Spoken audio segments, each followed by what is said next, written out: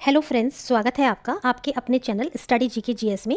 देखिए, आज हम अपने इस चैनल पर आपकी जो यूपीएचईएससी असिस्टेंट प्रोफेसर ये जो आपकी परीक्षा होने वाली है अप्रैल माह में, उसमें जो सामान्य अध्ययन यानी जो स्टडी मटेरियल है आपका, सारे ही यूनिट्स 6 यूनिट्स वो मैं आपके कवर करा रही हूँ आजकल। तो अभी हम इसमें सेकेंड यूनिट को ले रहे हैं, जबकि हम इसमें यूनिट 1, 5 और 4 यानी यूनिट 1, 4 और 5 इसको मैं कंप्लीट करा चुकी हूँ। और अभी मैं यूनिट 3 ले रही हूँ और इसके बाद आपका अभी मैं यूनिट 2 ले रही हूँ। इसके बाद मैं आपका यूनिट 3 लूँगी और उसके बाद मैं आपका लास्ट यूनिट 6 करा के इस बुक को कंप्लीट करा दूँगी। तो आइए शुरुआत करते हैं, देखते हैं इसमें क्या दिया हुआ है हमारा स्टडी मटेरियल। देखिए, आप देखिएगा, सबसे पहले आपका जो टॉपिक है ये है आपका सेकेंड यूनिट का शिक्षण एवं शोध अभिवृत्ति, है ना, ये नाम है आपके सेकेंड यूनिट का। तो देखिए, हम शुरुआत करते हैं शिक्षण एवं शोध अभिवृत्ति। और इसमें जो आपका पहला टॉपिक है ना, या पहले आपकी जो ये पहला टॉपिक इसमें उन्होंने सब करके दिया हुआ है। देखिए, तो शुरुआत करते हैं अपने पहले टॉपिक से, जो है आपका शिक्षण, प्रकृति, उद्देश्य, आवश्यकताएं, विधियां, मूल्यांकन तथा शिक्षण को प्रभावित करने वाले कारक। तो आइए समझते हैं। सबसे पहले चलते हैं, हम देखते हैं शिक्षण ये क्या है। देखिए, शिक्षण अंग्रेजी के शब्द टीचिंग का हिंदी पर्याय है। किसका पर्याय है ये? आपके अंग्रेजी का जो शब्द है टीचिंग, उसका तात्पर्य क्या होता है? सीखना, सीखना। शिक्षण एक त्रिआयामी प्रक्रिया है। कैसी प्रक्रिया है ये? त्रिआयामी, जिसमें कौन कौन होते हैं? अध्यापक, छात्र और पाठ्यक्रम। ठीक है, ट्राइपोलर है, एक तरफ स्टूडेंट, एक तरफ टीचर और एक तरफ आपका क्या? करिकुलम। ठीक है, नेक्स्ट देखिएगा, इनके माध्यम से अपने यह स्वरूप को प्राप्त करते हैं, है ना, अर्थात किसी विषय सामग्री को माध्यम बनाकर अध्यापक एवं छात्रों के बीच विचारों के आदान प्रदान या परस्पर अंतःक्रिया को हम शिक्षण कहते हैं। आगे देखिए, शिक्षण की पूर्व क्रिया अवस्था कौन सी है? तो ये आपकी क्रमबद्ध अवस्था है। देखिए, ऐसी का ऐसी क्वेश्चन उठ के आ जाएगा पहले वाले पॉइंट में से भी कि शिक्षण एक कैसी प्रक्रिया है ना। तो देखिए, अभी मैंने आपको ऊपर बताया था, ये देखिएगा आप कि त्रिआयामी प्रक्रिया है या द्विआयामी प्रक्रिया है, तो आपको पता होना चाहिए ये त्रिआयामी प्रक्रिया है। इसमें कौन कौन इसके घटक हैं वो आपको पता होना चाहिए। ठीक है, अब देखिए, दूसरा है आपका शिक्षण की पूर्व क्रिया अवस्था। ये ऐसी का ऐसी आ जाता है, कौन सी है? क्रमबद्ध करना। क्या करना? क्रमबद्ध करना। पूर्व क्रिया अवस्था शिक्षण के चरण की प्रथम अवस्था है। इस अवस्था में अध्यापक शिक्षण नियोजन करता है। क्या करता है? शिक्षण नियोजन करता है। शिक्षण द्वारा छात्र में आया परिवर्तन उसकी अभिवृत्ति में परिलक्षित होता है। आगे देखिएगा, अब देखते हैं शिक्षण, है ना। ये देखिए, ये इन्होंने बताया है आपको एक चार्ट के माध्यम से, इसको आप देख लीजिएगा। देखिए, शिक्षण अंग्रेजी शब्द किससे बना है? टीचिंग से। इसी का हिंदी अर्थ है शिक्षण।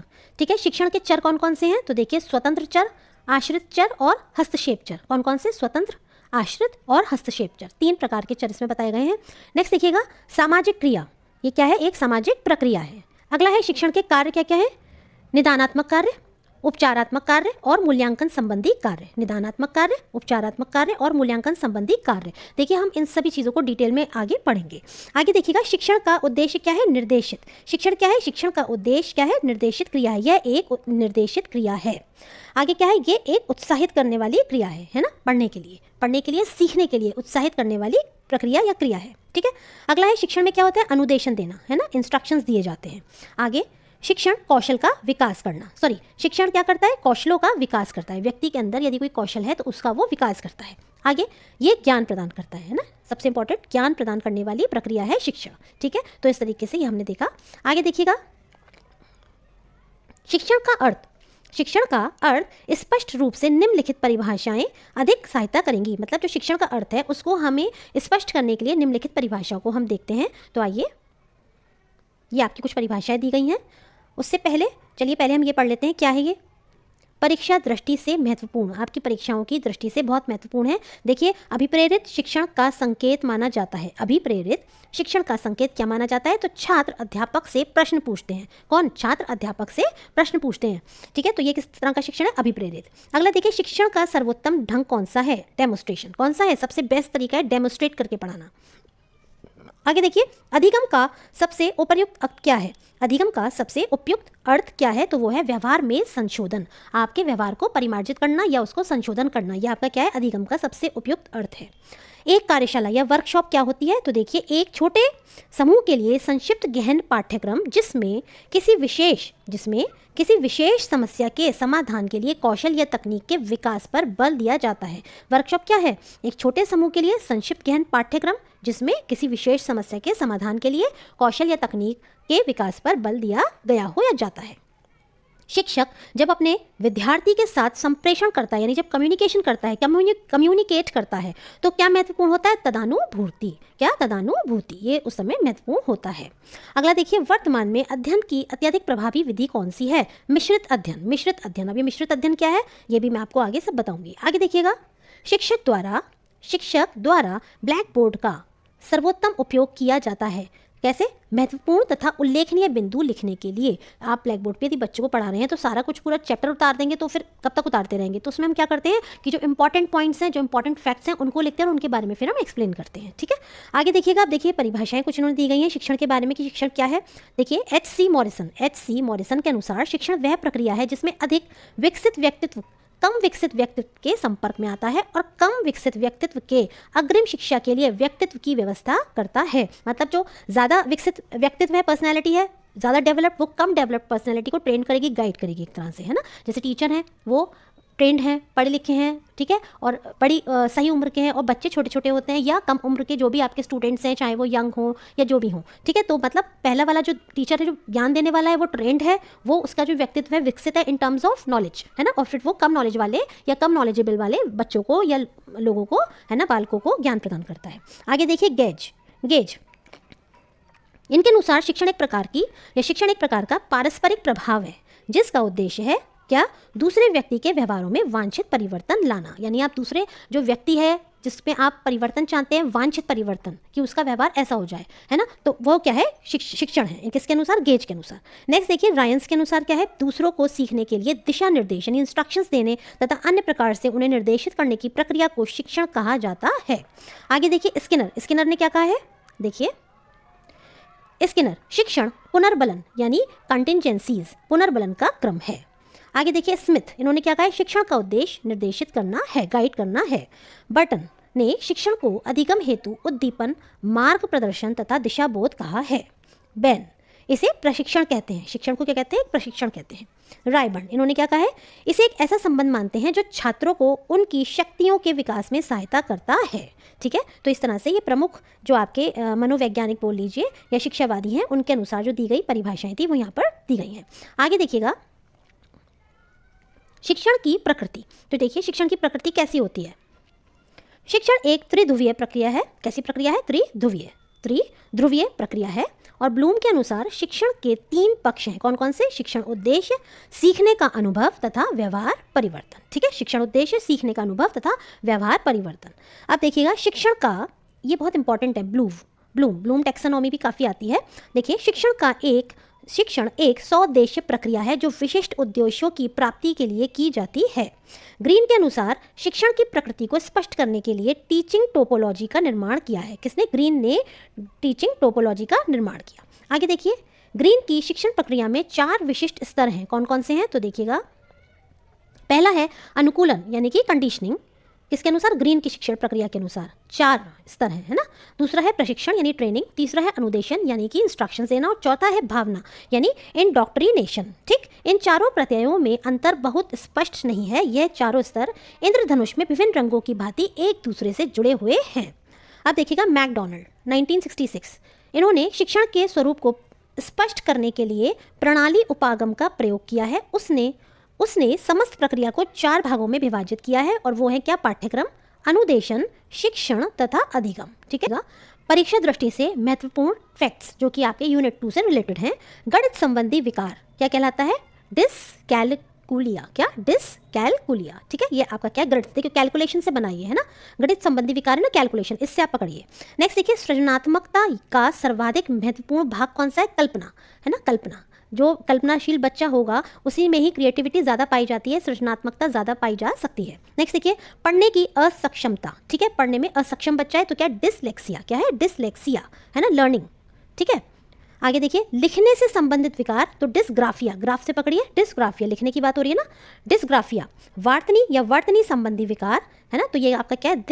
डिसऑर्थोग्राफिया, डिसऑर्थोग्राफिया। आगे देखिए श्रवण संबंधी विकार, श्रवण संबंधी विकार ये हैं आपके ऑडिटरी प्रोसेसिंग डिसऑर्डर। कौन से? ऑडिटरी प्रोसेसिंग डिसऑर्डर, ठीक है। आगे देखिए दृश्य प्रत्यक्षण संबंधी विकार, दृश्य यानी किसी चीज़ को देखने संबंधी।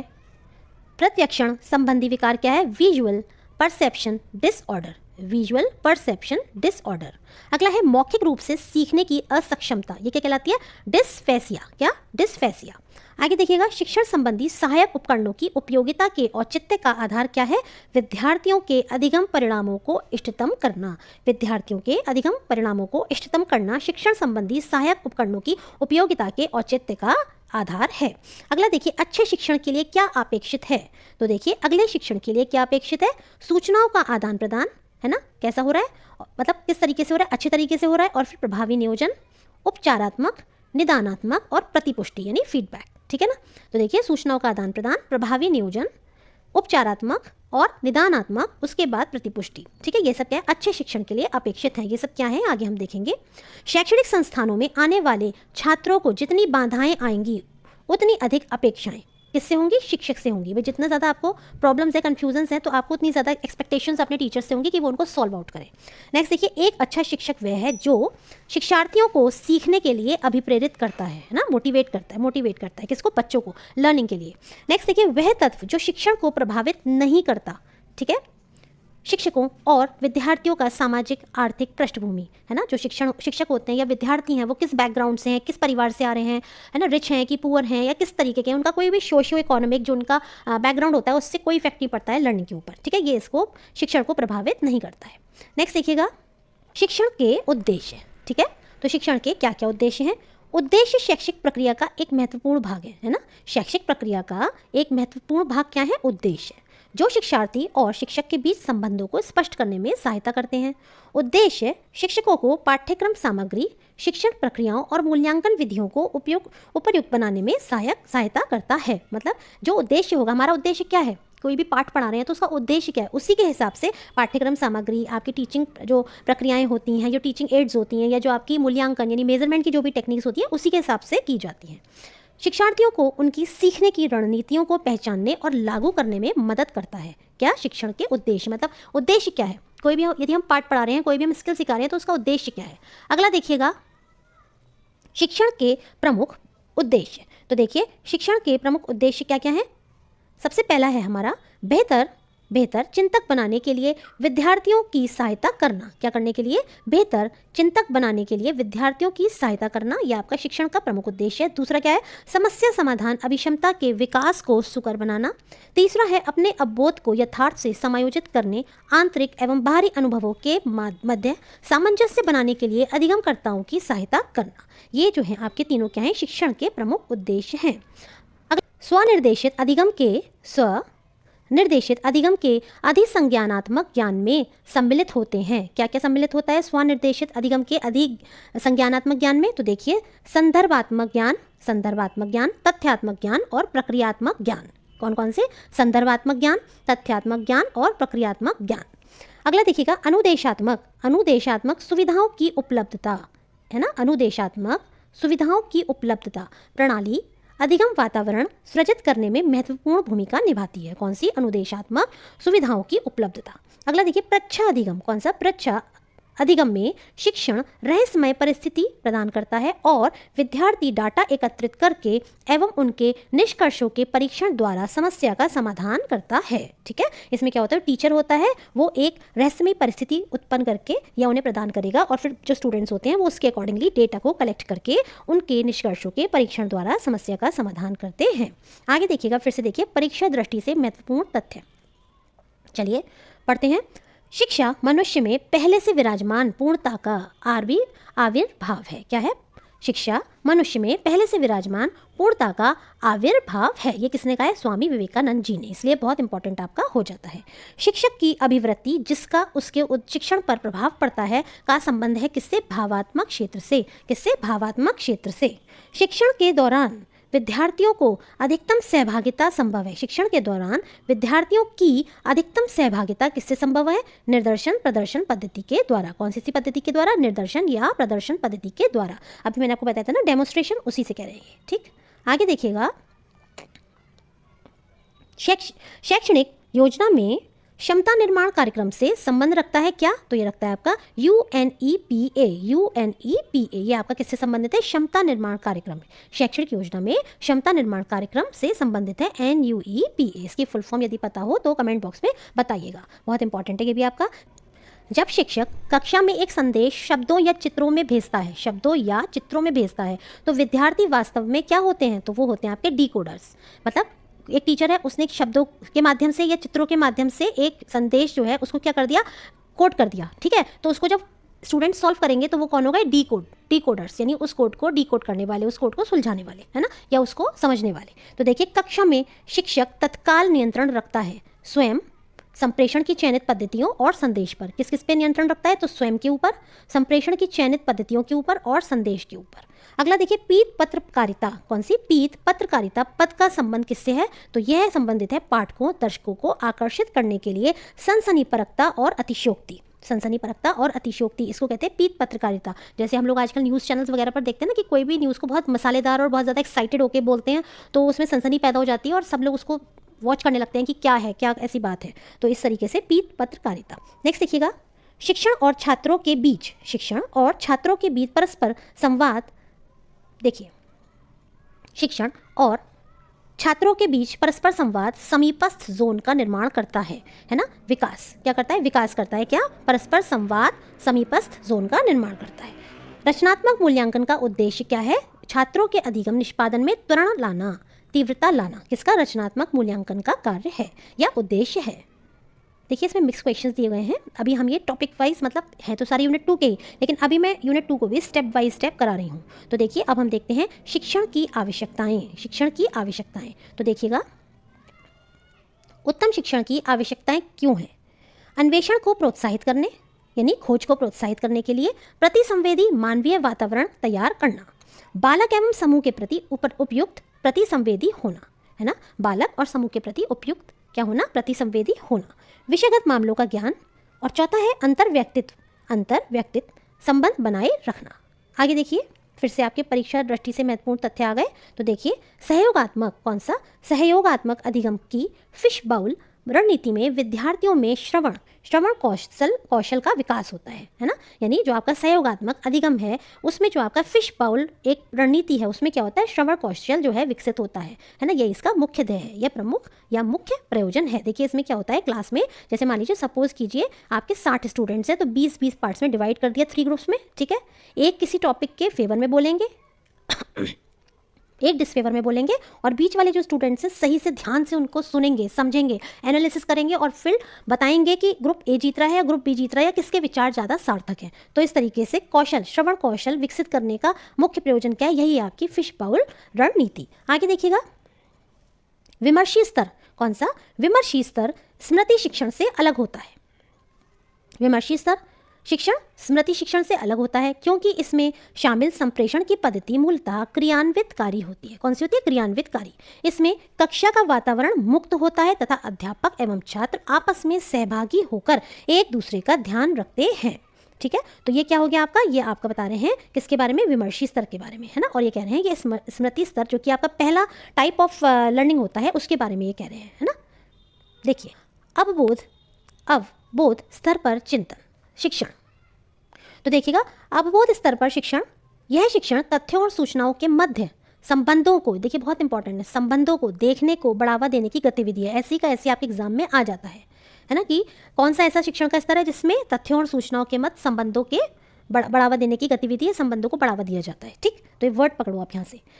ठीक है, नेक्स्ट देखिए, इसमें शिक्षक अपेक्षा करता है कि विद्यार्थी अपने शब्दों में अभिप्राय का रूपांतरण और निर्वचन, ठीक है, और निर्वचन करने में सक्षम हो सके। ठीक है, इसमें शिक्षक मुख्य विचार को स्पष्ट करने के लिए बड़ी संख्या में उदाहरण देता है, इलस्ट्रेशंस दिए जाते हैं, इलस्ट्रेशंस। ठीक है, किसमें? कौन से स्तर की बात हो रही है? अवबोध स्तर की। अवबोध स्तर अवबोध स्तर पर शिक्षण के प्रतिपादक कौन है? मॉरिसन। कौन है? मॉरिसन आपके अवबोध स्तर के प्रतिपादक हैं। आगे देखिए, इसमें दी गई संकल्पना को उदाहरणों की पहचान होती है। इसमें दी गई संकल्पना के उदाहरणों की पहचान होती है। आगे देखिएगा, इसमें अध्यापक कक्षा में अपनी प्रस्तुति के समर्थन में बहुत से उदाहरण देता है, जो कि आपके नेगेटिव भी हो सकते हैं और पॉजिटिव भी हो सकते हैं। ठीक है, सकारात्मक भी हो सकते हैं और नकारात्मक उदाहरण भी हो सकते हैं। आगे देखिएगा, इसमें संबंधों पर दृष्टिपात, देखिए आ गया ना, संबंधों पर दृष्टिपात को उद्देश्य के रूप में प्रोन्नत किया जाता है। किसमें? अवबोध स्तर के शिक्षण में। आगे देखिएगा, इसमें तथ्यों और विचारों के बीच संबंध को देखने के दायरे का संवर्धन होता है। आगे देखिए, शिक्षण के स्मृति स्तर में संरचना, निर्देशन और विद्यार्थियों के व्यवहार का निकट से पर्यवेक्षण करने की गतिविधियों की प्रबलता होती है। किसमें? स्मृति स्तर में, है ना। स्मृति स्तर पर शिक्षण हर्बर्ट की शिक्षण उपागम द्वारा संपादित किया जाता है। इसे विचारहीन शिक्षण कहते हैं, है ना। जैसे आपने छोटे बच्चों को सिखा दिया कि ये ब्लू कलर है, ये येलो कलर है, ये रेड कलर है, ये टाइगर है, ये लायन है, तो इसी तरीके से ये क्या है? स्मृति स्तर। आगे देखिएगा, शिक्षण के 3 स्तर होते हैं। कौन कौन से होते हैं? तो देखिए, स्मृति स्तर, अवबोध स्तर और आपका तीसरा है विमर्शी स्तर। ठीक है, स्मृति स्तर, अवबोध स्तर और विमर्शी चिंतन। ठीक, यह स्तर शिक्षण के बोधात्मक स्तर के 5 चरण हैं। ठीक है, कौन कौन से हैं? अन्वेषण, प्रस्तुतिकरण, आत्मसातीकरण, संगठन, सस्वर, पाठन। ठीक है, ये किसके हैं? बोधात्मक स्तर के 5 चरण हैं। आगे देखिएगा, प्रेक्षण अधिगम के तत्व कौन कौन से हैं? ध्यान, प्रतिधारण, प्रकटीकरण और अभिप्रेरणा। ध्यान, प्रतिधारण, प्रकटीकरण और अभिप्रेरणा, ये आपके प्रेक्षण अधिगम के तत्व हैं। आगे देखिएगा, प्रभावी शिक्षण। अब देखिए, प्रभावी शिक्षण क्या है? तो देखिए, प्रभावी शिक्षण, इसमें उन सभी अधिगमकर्ताओं के विचारों को स्पष्ट किया जाता है जिनकी समझ का स्तर भिन्न भिन्न हो सकता है ना। इसमें क्या करते हैं कि उन सभी अधिगमकर्ताओं के, उन सभी लर्नर्स के विचारों को स्पष्ट किया जाता है जिनकी समझ का जो स्तर है, जो लेवल है, वो डिफरेंट हो सकता है ना। आगे देखिए, प्रभावी शिक्षण में शिक्षण एवं परीक्षण दोनों साथ साथ चलने चाहिए, है ना। मतलब उसमें शिक्षण भी चलना चाहिए और परीक्षण भी चलना चाहिए। किसमें? प्रभावी शिक्षण में।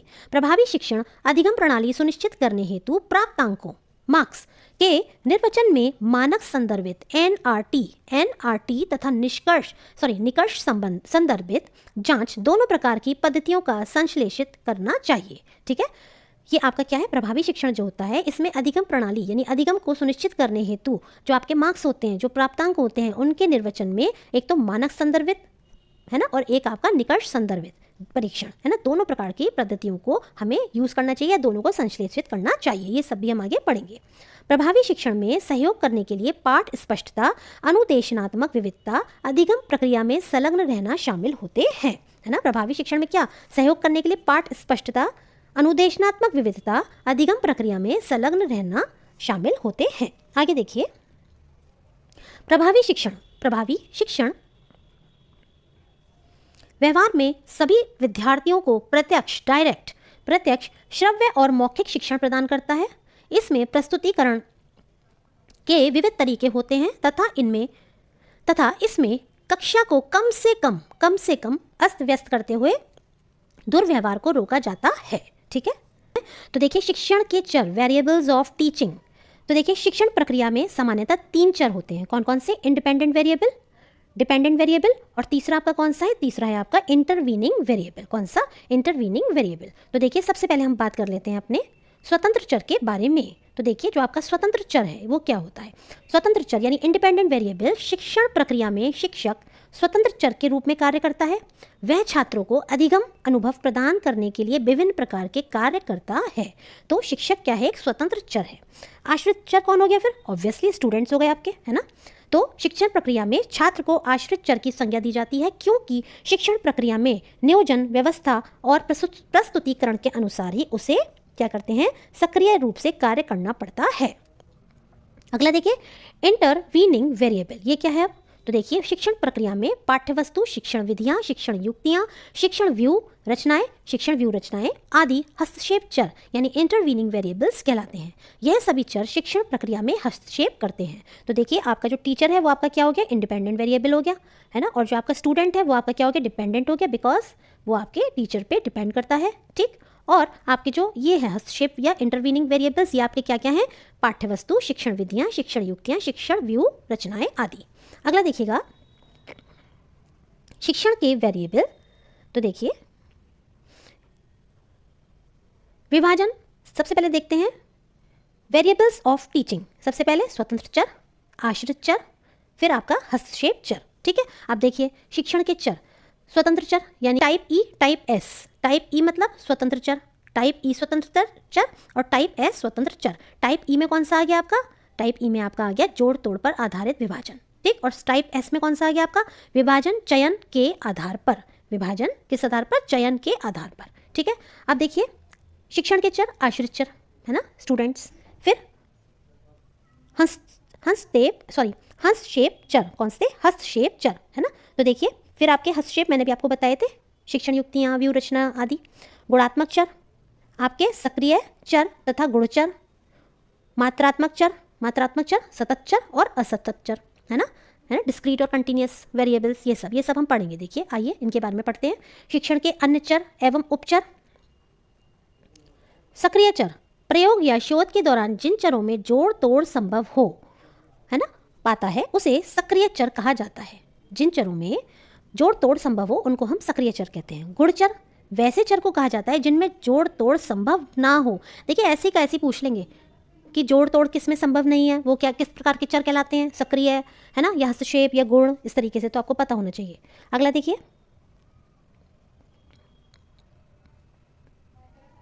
गुणात्मक चर। तो देखिए इसमें क्या है, डी एमेटो के शब्दों में गुणात्मक चर में वैसे चरों को रखा जाता है जिनमें ऐसी श्रेणियां आती हैं जिन्हें मात्रा के रूप में सुव्यवस्थित नहीं किया जा सकता, जैसे प्रजाति, धर्म, पेशा आदि, है ना। ये क्या है, आप इनको मात्रात्मक रूप में, है ना, क्वांटिटेटिव फॉर्म में इनको आप सुव्यवस्थित या अरेंज नहीं कर सकते हैं, ठीक है। तो वो आपके गुणात्मक चर कहलाते हैं। आगे देखिएगा नेक्स्ट है हमारा मात्रात्मक चर। कौन सा, मात्रात्मक चर, कोई भी चर जिसे मात्रा के संदर्भ में सुव्यवस्थित कर सकते हैं, मतलब ऊपर का अपोजिट, गुणात्मक चर का अपोजिट। तो ये क्या कहलाते हैं, मात्रात्मक चर कहलाते हैं। जैसे आयु, बुद्धि, आप इन सभी चीज़ों को क्या कर सकते हैं, इनको माप सकते हैं, है ना, इनका मेजरमेंट हम कर सकते हैं। आगे देखिएगा मात्रात्मक चर के प्रकार। मात्रात्मक चर के प्रकार, कितने प्रकार के आपके मात्रात्मक चर हैं, तो पहला आपका दिया हुआ है कौन सा, सतत चर, और दूसरा है आपका असतत चर, ठीक है। तो देखिए अब पढ़ते हैं। देखिए इससे भी क्वेश्चन आ चुका है आपके एग्जाम में, है ना, इससे भी आपका जो है क्वेश्चन आ चुका है। तो सबसे पहले आपका कौन सा है, सतत चर। सतत चर का तात्पर्य उन चरों से होता है, सतत चर का तात्पर्य उन चरों से होता है जिन्हें सूक्ष्म से सूक्ष्म मात्राओं में मापा जा सकता है, जैसे प्रतिक्रिया, समय, आयु आदि, है ना। कंटिन्यूअस वेरिएबल, आप देखिए असतत, डिसकंटिन्यूअस, वैसे चर को कहा जाता है जिसमें सूक्ष्म मात्राओं में मापना संभव नहीं होता, इसका अपोजिट है ना, अपोजिट। तथा जिसमें एक तरह की स्पष्ट रिक्ति होती है, जैसे मकान में कमरों की संख्या, परिवार में सदस्यों की संख्या आदि। तो ये क्या है, असतत चर है, ठीक है। नेक्स्ट देखिएगा परीक्षा दृष्टि से महत्वपूर्ण तथ्य। एक व्यक्ति शिक्षण को व्यवसाय के रूप में अपनाकर आनंदित होता है, कब, जब विद्यार्थियों से आदर प्राप्त करता है।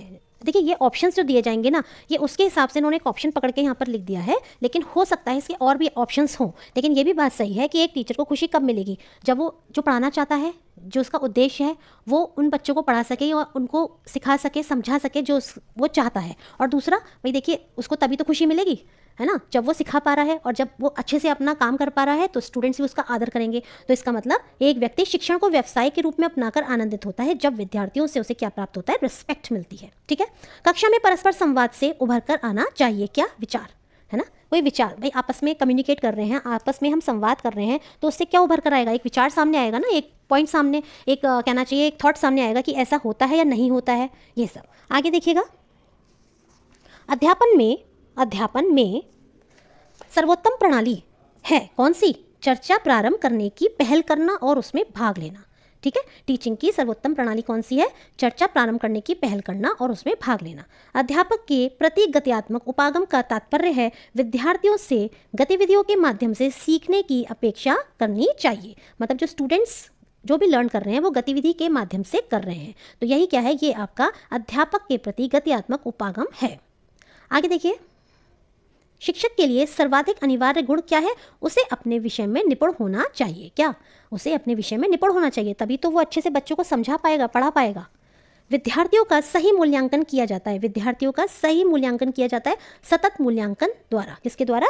सतत मूल्यांकन के द्वारा। आगे देखिए, मूल्य शिक्षा का उद्देश्य विद्यार्थियों के मन में अंतर्निविष्ट करना है। क्या? नैतिक मूल्यों को, है ना। मूल्य शिक्षा ऑब्वियस सी बात है क्या होगी? नैतिक मूल्यों को बच्चों में इनकलकेट करना।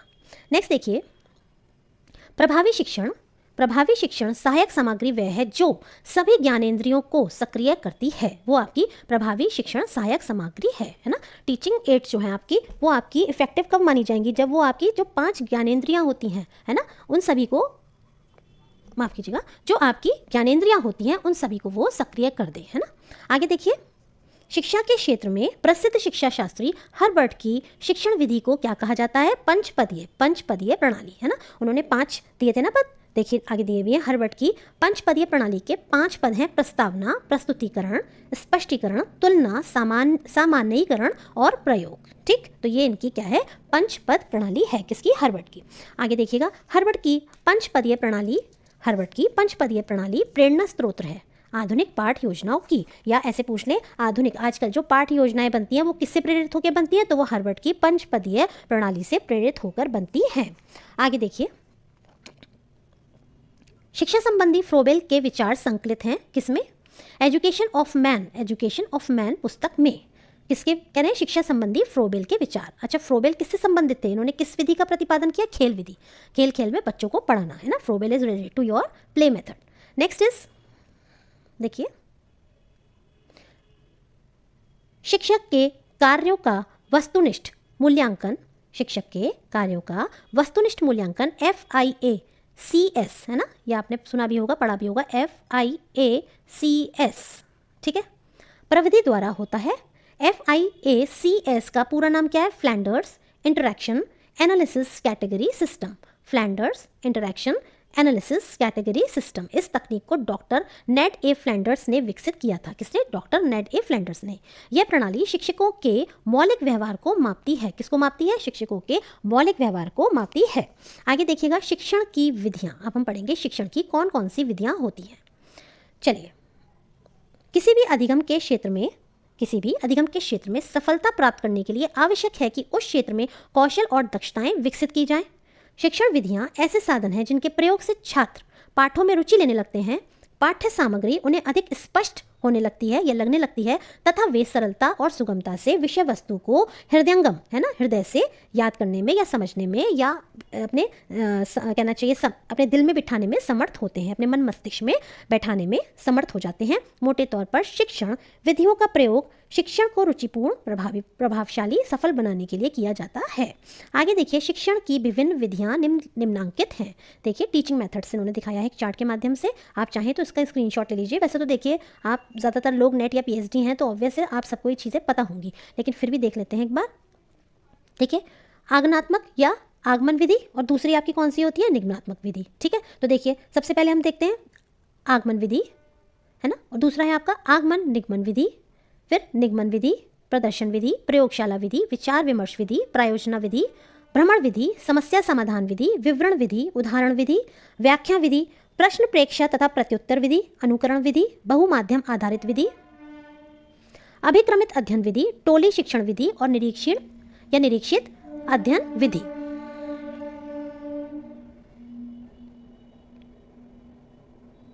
देखिए, टोली शिक्षण विधि या निरीक्षित अध्ययन विधि।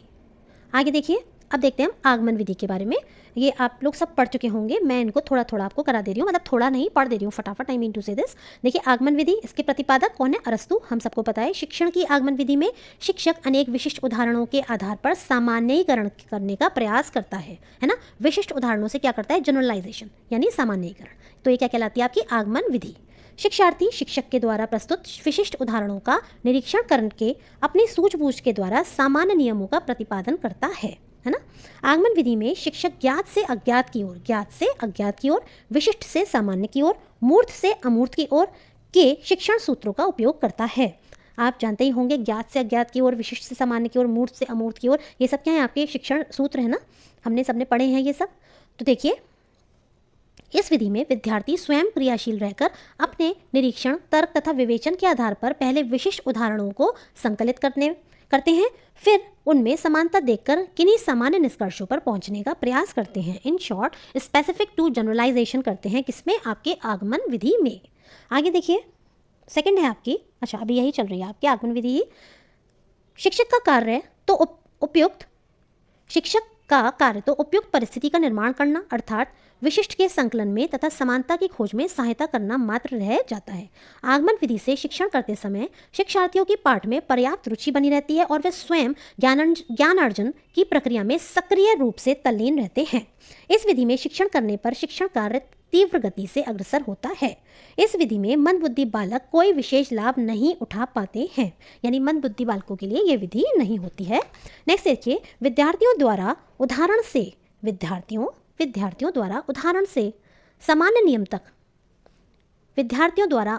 से सामान्य नियम तक पहुंचने में कुछ अधिक समय लेने के कारण शीघ्रता से पढ़ाने वाले शिक्षक इस विधि का समुचित ढंग से उपयोग नहीं कर पाते। ये एक इसका डिमेरिट है।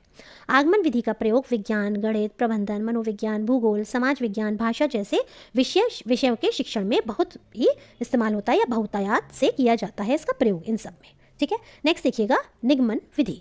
निगमन विधि के बारे में पढ़ते हैं। निगमन विधि के प्रतिपादक प्लेटो हैं। कौन है? प्लेटो। और आगमन के अरस्तु। ठीक है, आगमन के अरस्तु और निगमन के प्लेटो।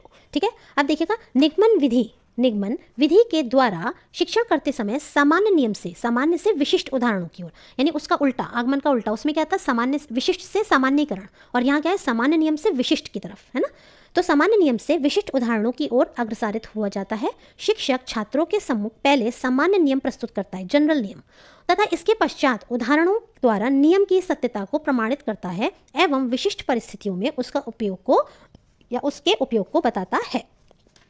आगे देखिएगा, निगमन विधि में सर्वप्रथम नियम या सिद्धांत प्रस्तुत किया जाता है। क्या करा जाता है इसमें? सबसे पहले नियम या सिद्धांत को प्रस्तुत। अब ऐसे भी पूछ सकते हैं किस विधि में नियम या सिद्धांत को प्रस्तुत किया जाता है ना, और उसके बाद क्या होता है उसमें, बताइए क्या होता है उसके बाद उसमें सिद्धांत। देखिए, निगमन विधि में सर्वप्रथम नियम या सिद्धांत प्रस्तुत किया जाता है तथा उसके पश्चात उस नियम या सिद्धांत को विभिन्न उदाहरणों में प्रयुक्त करके समस्या का समाधान किया जाता है। तो ये आपकी कौन सी है? ये है आपकी निगमन विधि। आगे देखिएगा, निगमन विधि के अनुसार शिक्षण करने पर विद्यार्थी नियमों का अन्वेषण नहीं करता, है ना। ऊपर वाली विधि में करता था और इसमें नहीं करता।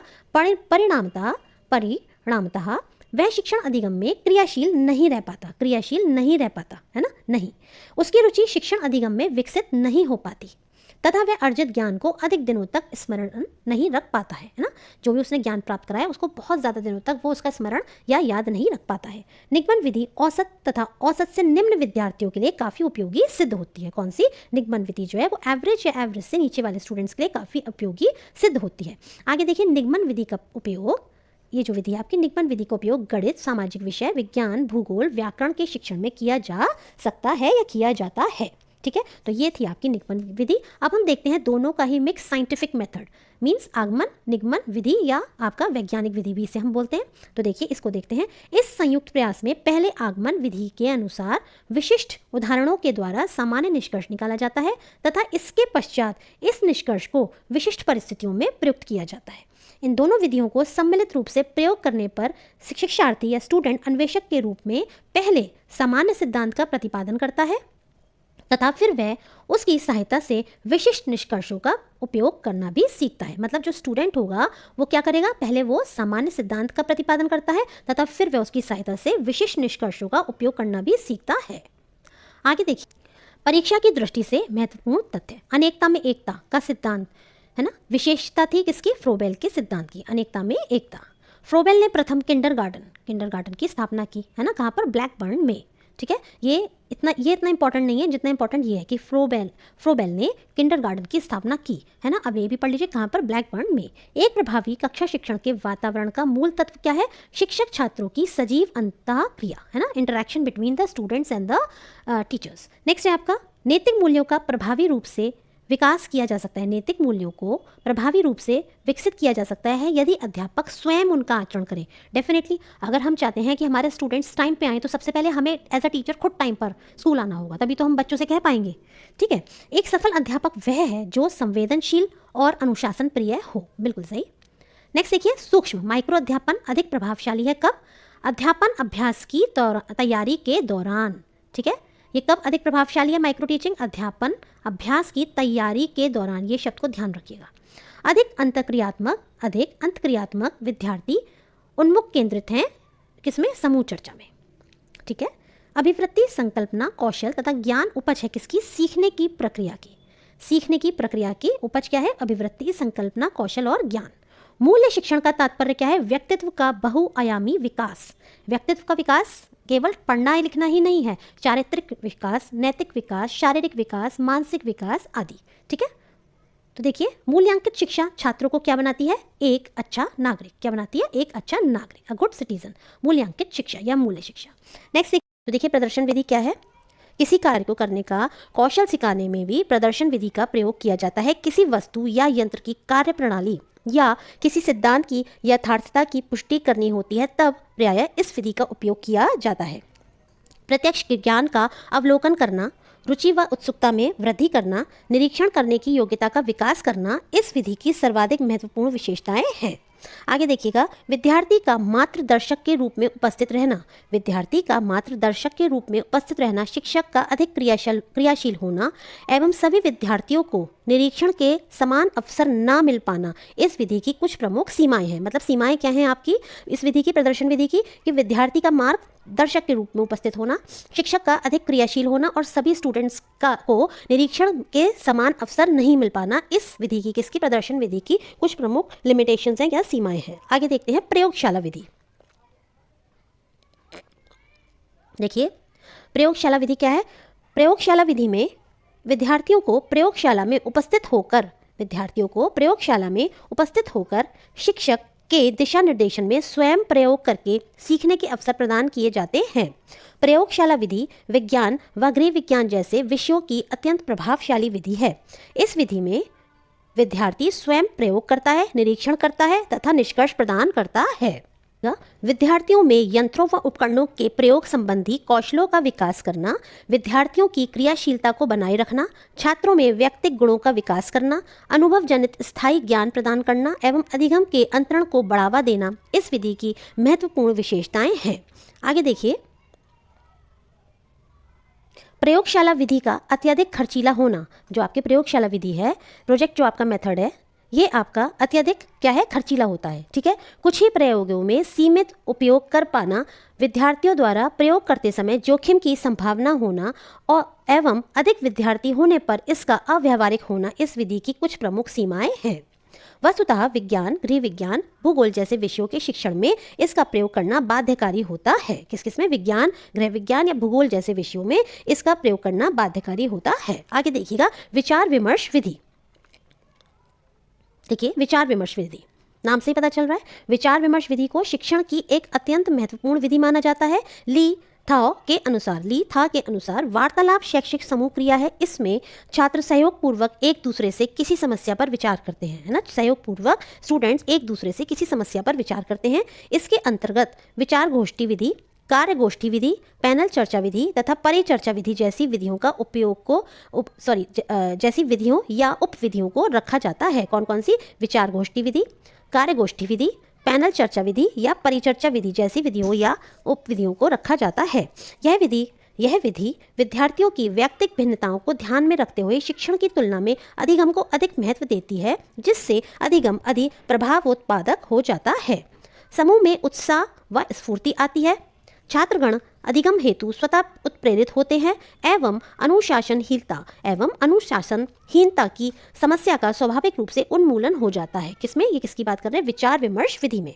आगे देखिएगा, इस विधि में वर्ग के सदस्य सामूहिक रूप से किसी रचनात्मक कार्य में भाग लेते हैं। विचार विमर्श विधि नेतृत्व क्या परीक्षण देने के लिए, किसका? नेतृत्व, लीडरशिप का प्रशिक्षण देने के लिए, परस्पर सहयोग की भावना का विकास करने के लिए, आत्माभिव्यक्ति का पर्याप्त अवसर प्रदान करने के लिए तथा विद्यार्थियों में व्यापक दृष्टिकोण का विकास करने के लिए अच्छी मानी जाती है, परंतु इसकी कुछ सीमाएं भी हैं। आगे देखिएगा, विचार विमर्श को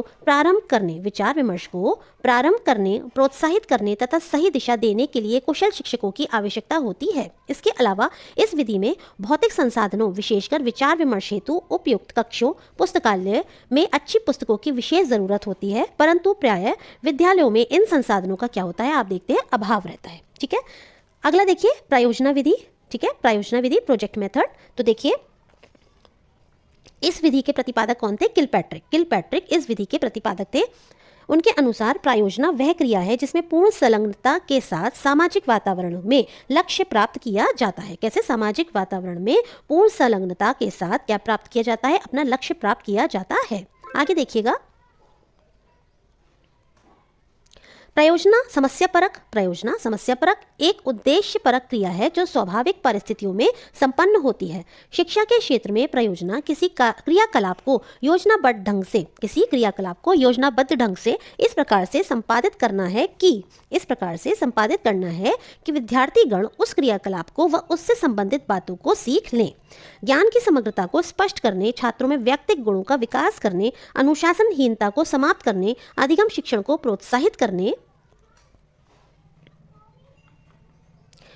जनतांत्रिक जीवन के लिए तैयारी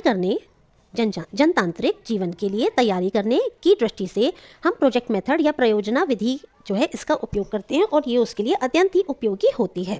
प्रयोजना विधि में विषय वस्तु की क्रमबद्धता का अभाव रहता है। किसका अभाव रहता है? विषय वस्तु की जो क्रमबद्धता होती है उसका अभाव रहता है। इससे समय सारणी की अवहेलना हो सकती है। इसमें अधिक उत्साही शिक्षकों की आवश्यकता होती है एवं इसके लिए अधिक संसाधनों की जरूरत होती है। इन्हें प्रयोजना विधि की सीमाएं भी कहा जा सकता है। आगे देखिएगा, भ्रमण विधि, नाम से ही पता चल रहा है, भ्रमण विधि। देखिए, शिक्षण की भ्रमण विधि शिक्षार्थियों को प्रत्यक्ष, मूर्त व व्यवहारिक ज्ञान प्रदान करने के सिद्धांत पर आधारित है।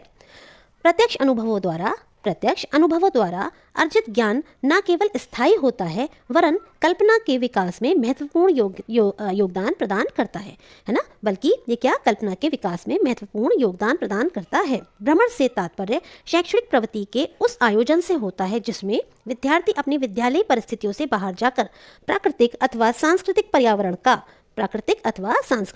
पर्यावरण का प्रत्यक्ष अवलोकन एवं निरीक्षण करके पाठ्यक्रम के किसी महत्वपूर्ण अंश का प्रत्यक्ष अध्ययन, है ना, पाठ्यक्रम के किसी महत्वपूर्ण अंश का, देखिए, हाँ, पाठ्यक्रम के किसी महत्वपूर्ण अंश का प्रत्यक्ष अध्ययन करते हैं। आगे देखिएगा, भ्रमण विधि को विज्ञान, सामाजिक विज्ञान, भूगोल, शिक्षा, इतिहास, वाणिज्य, प्रबंधन, अर्थशास्त्र जैसे विषयों के शिक्षण में अत्यंत महत्वपूर्ण माना जाता है। कौन सी विधि को? आपकी भ्रमण विधि को। आगे देखिएगा, समस्या समाधान विधि। कौन सी विधि? समस्या समाधान विधि। तो देखिए, नाम से ही पता चल रहा है क्या होगा इसमें। देखिएगा, इसमें हम पढ़ते हैं आगे, समस्या समाधान विधि से तात्पर्य तर्क द्वारा किसी समस्या का समाधान करने की प्रक्रिया से होता है। इस विधि में शिक्षण करते समय शिक्षक विद्यार्थियों की समस्याओं को व्यवस्थित रूप से हल करने का प्रशिक्षण देता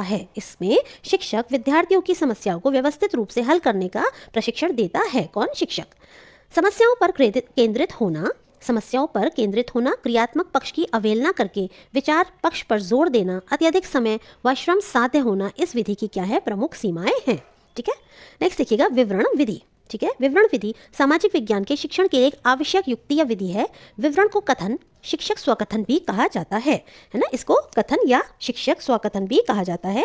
विवरण देने का उद्देश्य होता है छात्रों के मस्तिष्क में उसका एक मानसिक चित्र बनाना, है ना। इसका उद्देश्य क्या होता है विवरण देने का? इसका उद्देश्य होता है जो स्टूडेंट्स हैं उनके माइंड में एक माइंड मैपिंग करवाना, है ना, बनवाना, छात्रों के मस्तिष्क में उसका एक मानसिक चित्र बनाना जिससे छात्र विषय वस्तु को पूर्णता के साथ समझ सके। ठीक है, आगे देखिएगा, प्रस्तावना के पश्चात पाठ को विकसित करते हुए पाठ से संबंधित विभिन्न स्थलों पर विशेष प्रकाश डालने के लिए विवरण विधि का प्रयोग किया जाता है ना।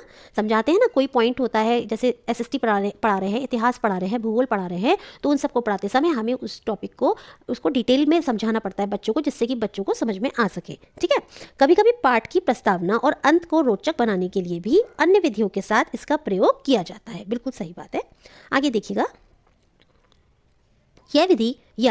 यह प्रविधि विज्ञान एवं गणित विषयों में बहुत कम, किंतु सामाजिक विषय है ना, इसमें जैसे इतिहास, भूगोल, नागरिक शास्त्र, अर्थशास्त्र आदि में बहुत उपयोगी है। कौन सी विधि? विवरण विधि। ठीक है, नेक्स्ट देखिएगा उदाहरण विधि। उदाहरण विधि है ना, इलस्ट्रेशन मेथड।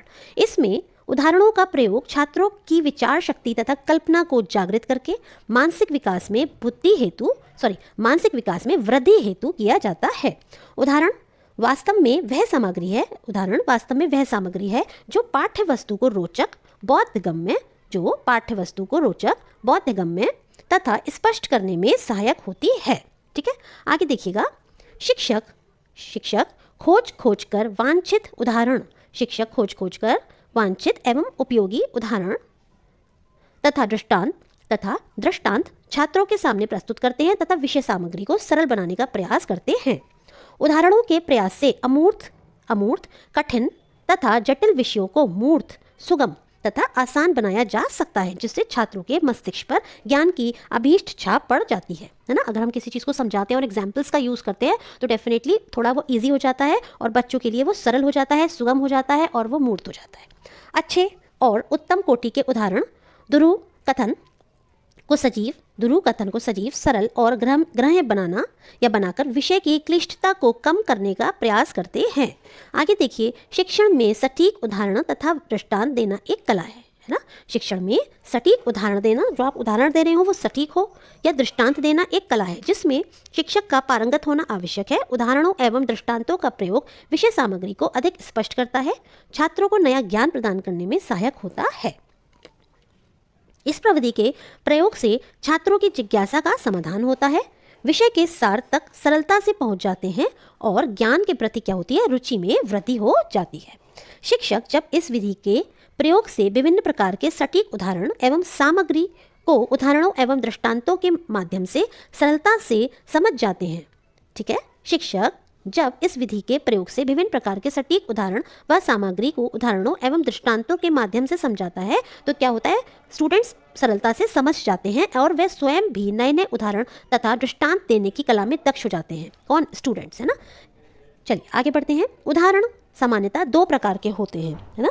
कौन से? दृश्यात्मक उदाहरण और शाब्दिक उदाहरण। ठीक, दृश्यात्मक यानी इसमें दृश्य होगा और शाब्दिक शब्दों के द्वारा दिया जाने वाला उदाहरण। आगे देखिएगा, दृश्यात्मक उदाहरण को प्रदर्शनात्मक उदाहरण अथवा वस्तु रूप उदाहरण या ऑब्जेक्टिव इलस्ट्रेशन भी कहा जाता है। किसको? दृश्यात्मक उदाहरणों को वस्तु रूप उदाहरण या ऑब्जेक्टिव इलस्ट्रेशन भी कहा जाता है। इन उदाहरणों में देखने और समझने की क्रियाएं समावेशित होती हैं, मतलब आप देख के और समझ रहे हैं ना, इनकी क्रियाओं का समावेशन किया जाता है। अतः इस प्रकार के उदाहरणों का प्रयोग छात्रों को देखने समझने के क्षेत्र में भी उचित परीक्षण प्राप्त होता है। अगला देखिए, दृश्यात्मक उदाहरणों के प्रयोग से छात्रों की ज्ञानेंद्रियां तथा कर्मेंद्रियां क्रियाशील हो जाती हैं, जिससे शिक्षण अधिक सजीव सरल हो जाता है। ये उदाहरण छात्रों को पाठ्य वस्तु स्पष्ट करने में महत्वपूर्ण योगदान देते हैं। कमजोर तथा मंद बुद्धि वाले बच्चों को दृश्यात्मक उदाहरणों के प्रयोग से पाठ जल्दी और सही ढंग से स्पष्ट होने लगता है और आसान लगने लगता है तथा रुचिकर भी लगने लगता है ना। आगे देखिएगा, इसके अंतर्गत model, chart, sketches, graphs, map, pictures, globe आदि उपकरणों को सम्मिलित किया जाता है ना। एक तरह से आपकी टीचिंग एड्स, है ना। आगे देखिएगा, शाब्दिक उदाहरणों में सुनने और समझने की क्रियाएं होती हैं जो छात्रों को सुनने तथा समझने में उचित प्रशिक्षण प्रदान करती हैं।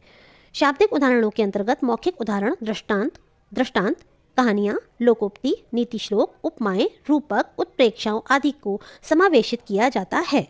शाब्दिक उदाहरणों में भाषा का प्रयोग आवश्यक है। अतः जब अच्छे शिक्षकों का भाषा पर सदैव अच्छा अधिकार रहता है, तभी वे शाब्दिक उदाहरणों का खुलकर प्रयोग कर उत्तम शिक्षण की व्यवस्था कर पाते हैं। कब कर पाते हैं उत्तम शिक्षण की व्यवस्था? जब उनका भाषा पर अपना अच्छा अधिकार होता है, मतलब अच्छे से अपने चीज़ों को, अपने मटेरियल को, अपने एग्जाम्पल्स को शब्दों के रूप में अच्छे से वो एक्सप्लेन कर पाते हैं। ठीक है, आगे देखिएगा, परीक्षा दृष्टि से महत्वपूर्ण तथ्य कौन कौन से हैं, तो देखिए आगे देखते हैं। जब व्यक्ति एक दूसरे से मिलते हैं तथा कार्यक्रमों में भाग लेते हैं तो ये क्या कहलाता है? सामाजिक अंतःक्रिया। सामाजिकरण एक सामाजिक तथा मनोवैज्ञानिक प्रक्रिया है। यह कथन किसका है? वॉटसन का। सीखने की क्रिया का सबसे प्रबल कारक क्या है? उद्देश्य की प्रबलता। बुद्धि लब्धि निकालने का सूत्र क्या है? तो देखिए IQ क्वेश्चन, ये आपने पढ़ा होगा। बुद्धि लब्धि निकालने का सूत्र है मानसिक आयु, मेंटल एज, है ना, उसके बाद एक्चुअल एज, वास्तविक आयु, इंटू 100। ठीक है, ये आपकी क्या है, बुद्धि लब्धि निकालने का सूत्र है। व्यक्ति की सामाजिक स्थिति या पद का उच्च या निम्न हो जाना क्या कहलाता है, सामाजिक गतिशीलता।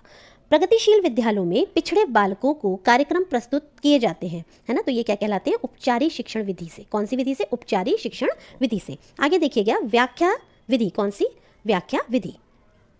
व्याख्या विधि वह माध्यम है जिसमें विषय वस्तु के कठिन अंशों को सरलता से सरल भाषा में छात्रों की मानसिक रुचि या स्तर के अनुकूल गहराई के साथ विश्लेषण करके इस प्रकार से समझाया जाता है जिससे कि विषय वस्तु उन्हें अधिक स्पष्ट, सुगम तथा बोधगम्य होने लगे।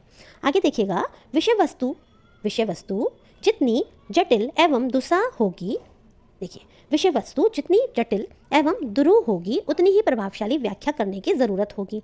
व्याख्या विधि का प्रयोग सामाजिक विषयों के अधिकतर तथ्यात्मक या फैक्चुअल एवं सूचनात्मक इंफॉर्मेटिव प्रकरणों के संदर्भ में भाषा शिक्षण में अधिकतर कठिन शब्दों, मुश्किल अंशों, वाक्यों, भावों को पूर्व ज्ञान के आधार पर स्पष्ट करने के लिए एवं गणित तथा विज्ञान के कठिन सम प्रत्ययों को बोधगम्य बनाने में सफलतापूर्वक किया जाता है। कौन सी विधि का, आपकी व्याख्यान विधि या लेक्चर मेथड का यूज। तो देखिए, अनुकरण विधि क्या है, देखिए, अनुकरण विधि में शिक्षक के द्वारा, अनुकरण नाम से पता चल रहा है ना, किसी को देख के या किसी के चीज़ों को या किसी की बातों को देख के, किसी को देख के उसकी तरह ही बिहेव करना। अनुकरण विधि में शिक्षक के द्वारा छात्रों को अनुकरण करने के लिए प्रेरित किया जाता है। वस्तुतः मानव अनुकरण की प्रक्रिया द्वारा सीखते हैं। मतलब कि आप देखते होंगे जैसा हम करते हैं, छोटे बच्चे हमें देखकर बिल्कुल वैसा ही करने का प्रयास करते हैं। थॉर्नडाइक तथा JP वॉटसन ने अपने प्रयोगों के आधार पर कहा कि सीखने की प्रक्रिया अप्रत्यक्ष या प्रत्युक्त अनुभवों के आधार पर न होकर प्रत्यक्ष अनुभवों के आधार पर होती है। किसके आधार पर होती है, प्रत्यक्ष अनुभवों के आधार पर होती है। कौन सी प्रक्रिया, सीखने की प्रक्रिया। हम जैसा देखते हैं वैसा ही हम करते हैं। थॉर्नडाइक तथा वॉटसन के प्रयोगों के प्रभाव से अनुकरणात्मक व्यवहार द्वारा सीखने पर कम जोर दिया जाने लगा। शिक्षक अनुकरण विधि के द्वारा छात्रों को भले ही ज्ञान व बोध सीधे न दे सकें, परंतु भावात्मक व चेष्टात्मक उद्देश्यों की प्राप्ति में अत्यंत महत्वपूर्ण सहायता कर सकता है। वर्ष 1941 में मिलर तथा डोलार्ड की पुस्तक सोशल लर्निंग एंड इमिटेशन के परिणाम स्वरूप प्रेक्षणात्मक सीखना या अनुकरणात्मक व्यवहार द्वारा सीखने की प्रक्रिया में पुनः रुचि जागृत हुई। ठीक है, तो ये है आपका क्या, अनुकरण विधि। नेक्स्ट देखिएगा, बहुमाध्यम आधारित विधि। कौन सी, बहुमाध्यम आधारित विधि। देखिए, बहुमाध्यम आधारित विधि द्वारा शिक्षण करते समय शिक्षक के द्वारा पाठ्य पुस्तक को प्रस्तुत करते समय संप्रेषण के बहुमाध्यमों का प्रयोग किया जाता है। जो कम्युनिकेशंस के आपके मल्टी फैक्टर बोल सकते हैं, या आपके बहुत सारे जो बहुमाध्यम होते हैं उनका हम प्रयोग करते हैं। इस विधि में देखिए, रेडियो पर समाचारों तथा दूर दूर स्थानों में होने वाली विभिन्न घटनाओं का वर्णन सुनने पर छात्रों के सामान्य ज्ञान में वृद्धि होती है, जबकि अच्छे आदर्शमय कथानकों या व्याख्यानों को सुनने पर छात्रों का नैतिक विकास होता है। अब देखिए, इसी में कंप्यूटर की सहायता से, किसकी सहायता से, कंप्यूटर की सहायता से प्रशिक्षित परीक्षणों की सहायता से छात्रों को उनकी कमजोरियों को बताकर उपचारात्मक शिक्षण, कौन सा शिक्षण, उपचारात्मक शिक्षण यानी कि रेमेडियल टीचिंग भी प्रदान की जाती है।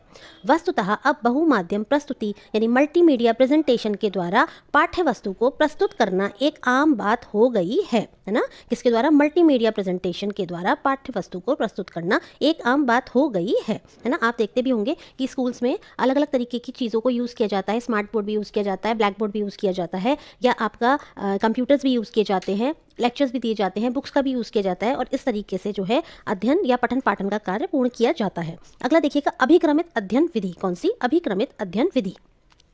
इसमें देखिए क्या है, अभिक्रमित अध्ययन विधि को आधुनिक तथा प्रगतिशील शिक्षण विधि माना जाता है। इसको कैसा माना जाता है, अभिक्रमित शिक्षण विधि को, अध्ययन विधि को आधुनिक माना जाता है और प्रगतिशील शिक्षण विधि माना जाता है। यह विधि ठोस मनोवैज्ञानिक सिद्धांतों पर आधारित है, परंतु अभिक्रमित अध्ययन सामग्री को तैयार करने में क्या होता है, अत्यधिक श्रम लगता है, संसाधन लगते हैं व कौशल की आवश्यकता होती है, जो कि इसकी एक बहुत बड़ी लिमिटेशन है या इसकी एक बहुत बड़ी सीमा है, क्योंकि इसमें श्रम ज़्यादा चाहिए, संसाधन भी ज़्यादा चाहिए, और जो व्यक्ति ऐसा करवा रहा है या कर रहा है स्किल्ड है ना, कौशल की भी उसमें आवश्यकता होती है। किस विधि में, आपकी अभिक्रमित अध्ययन विधि में।